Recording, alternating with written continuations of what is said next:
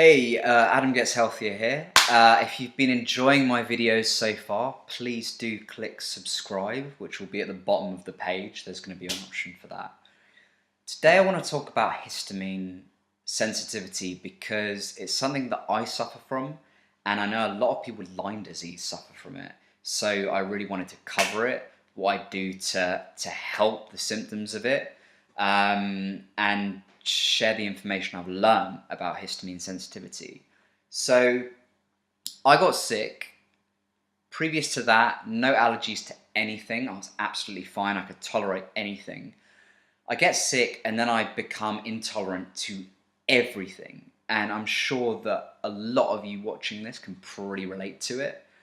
But I soon learned that it was histamine sensitivity that was causing a lot of these symptoms. So I was eating foods that were really high in histamine, and it was causing all of these horrible pain symptoms, these skin symptoms, these allergy symptoms.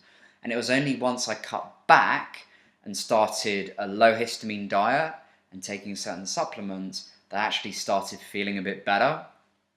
So foods that are really high in histamine are especially fermented foods. So sauerkraut, kimchi, kombucha, if you drink that, can trigger off a lot of histamine issues.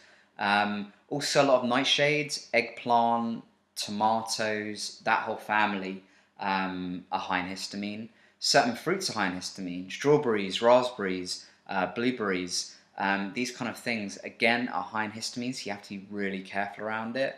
And I bet I know what you're thinking right now. You're probably thinking, how on earth can I have any fun on a diet where I can't have any of this stuff? And I totally get that because I really struggle with it as well. Alcohol, again, is high in histamine, so it's something to be careful around. I'm actually going to put a list in the comments section of this video, not a list, but a link to a list of all the high histamine and low histamine foods. Because there's a lot of low histamine foods. There's green cruciferous vegetables, carrots, peas, all of these kind of families of vegetables are actually really low in histamine, and they won't trigger off stuff, or they shouldn't do anyway. Fresh meat, chicken, beef, pork, whatever, as long as it's fresh and not smoked, it's going to be low in histamine. Salt, again, is low in histamine, so you can have as much of that as you want. Certain spices are low in histamine, turmeric, and I actually take turmeric in capsule form every day. I take like 1,500 milligrams because I just find it really helpful.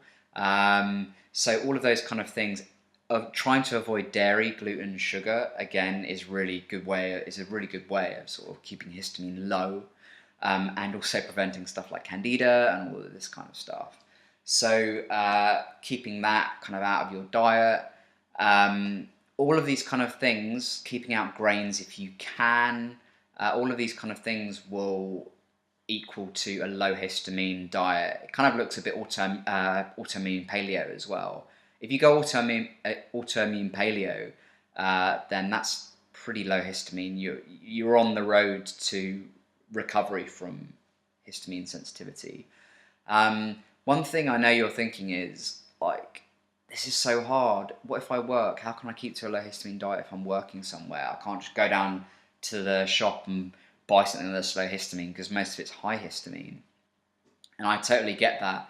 I usually, when I was working, I would just take my own lunch into work. So I'd make a chicken salad or something, and it would be fine. I'd say be careful around sauces as well, because some of them might have high histamine products within them.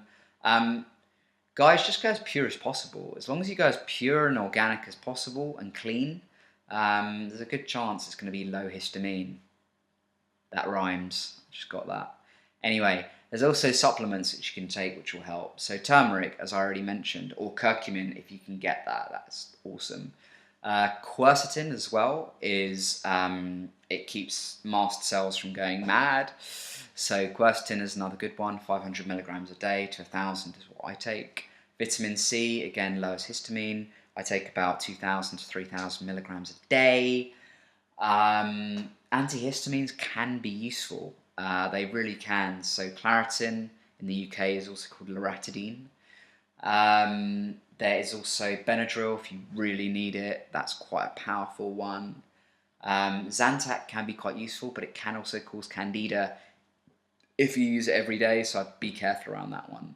And hydroxyzine, which is a prescription one, it's quite powerful, taken before bed because it does make you drowsy. But if you really feel you need something stronger, I'd recommend trying to get hold of some of that. I think you can just go online and buy it, actually.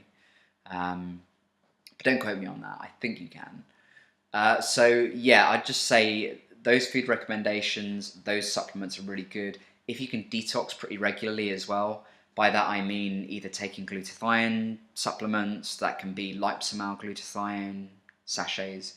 It can also be IV glutathione if you can afford it. On top of that, exercise is really good for it. And saunaing, if you can do a sauna maybe once or twice a week, again, you're just helping to detox everything and keep things at bay. So I hope that's helpful. If you want more of this kind of stuff, write it in the comment box. Like, what do you want me to talk about? And also, just please subscribe to my page, and then you'll get notifications of when I make new videos. So cheers for watching, and I'll speak to you soon.